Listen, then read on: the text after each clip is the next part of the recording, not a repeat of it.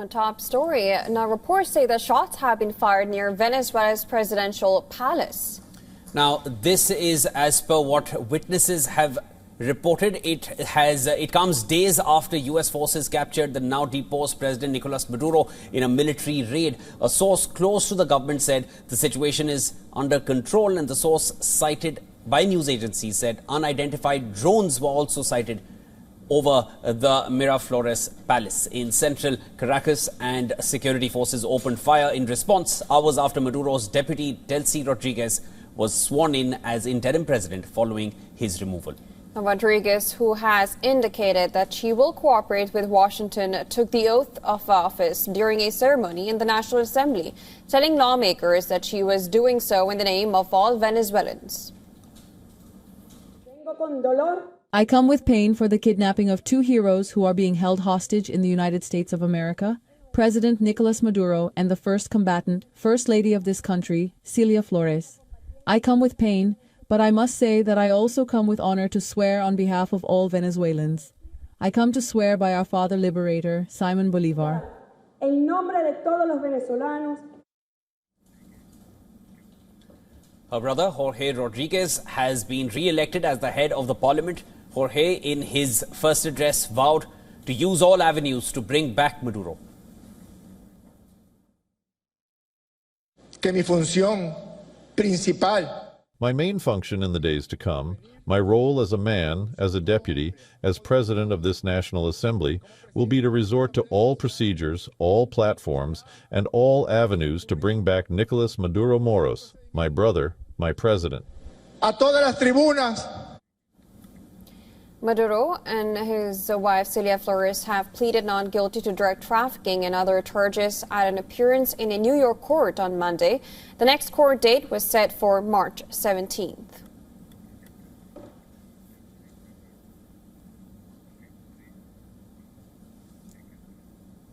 And well, to discuss more, we're now being joined by Stephen Gold, live from California. He is a political analyst and a lawyer. Thank you so much. Appreciate you being on the broadcast with us. Now, the situation as of now looks, I mean, there were shots fired. What we know about the reports that say so, it looks like it's peaceful now with Rodriguez in the scene right now, who's, willing to work with the U.S. How do you think it will go forward? Well, this is certainly starting the new year with a bang, isn't it? I'll start by just saying two words: mission accomplished. That's what George Bush, our president, said after he deposed Saddam Hussein from office years ago. At first, things looked like they might be stable, like it might be a better time ahead. But as we know, things deteriorated badly in Iraq in all sorts of ways. This is not exactly the same situation. But in some ways, with Venezuela, the situation is prospectively even worse, not necessarily in terms of U.S. troops on the ground. That doesn't look like it's going to happen, at least right now. But at least with George Bush's administration, you had some competent people around them, people who many disagreed with in terms of the invasion of Iraq and many other things, myself included. But at least these were savvy, experienced people with experience on the world stage, knew a lot of leaders, knew a lot about foreign policy. Just to pick an example, with Trump, you've got a Secretary of Defense whose main qualification for office is that he was a Fox TV news host.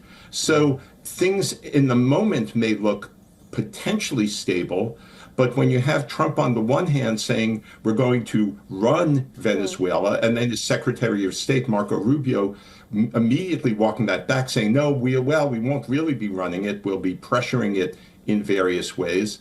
That's not a great start.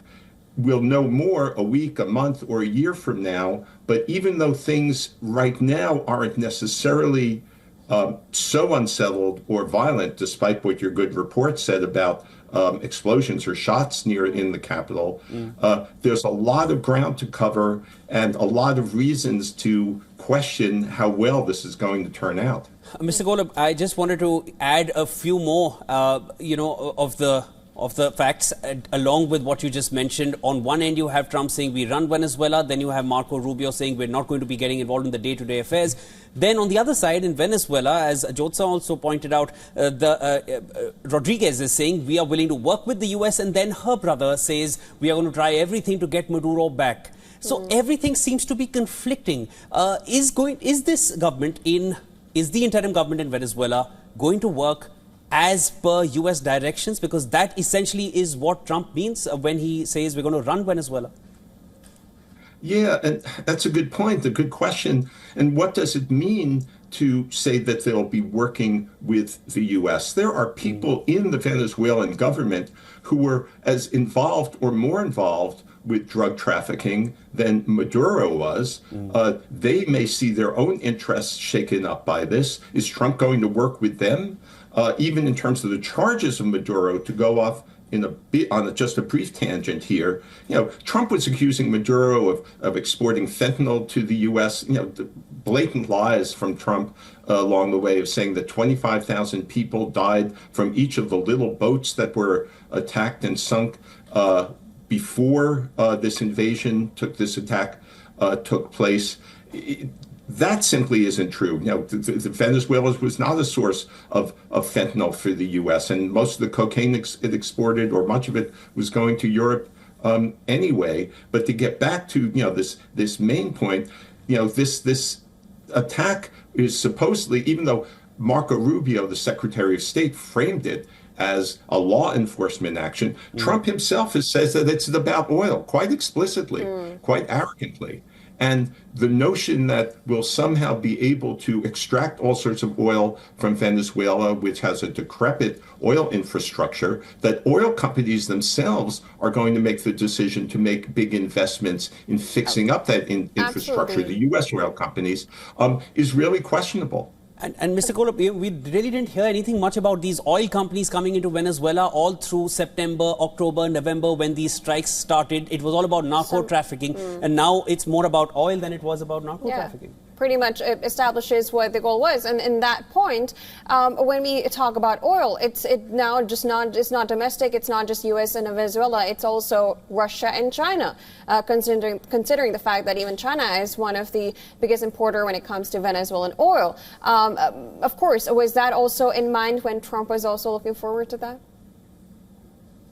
I don't know if Trump really.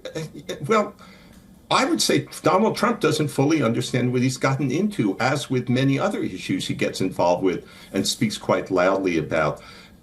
Oil certainly is a big factor here, but there are at least 2 or 3 other factors to bear in mind.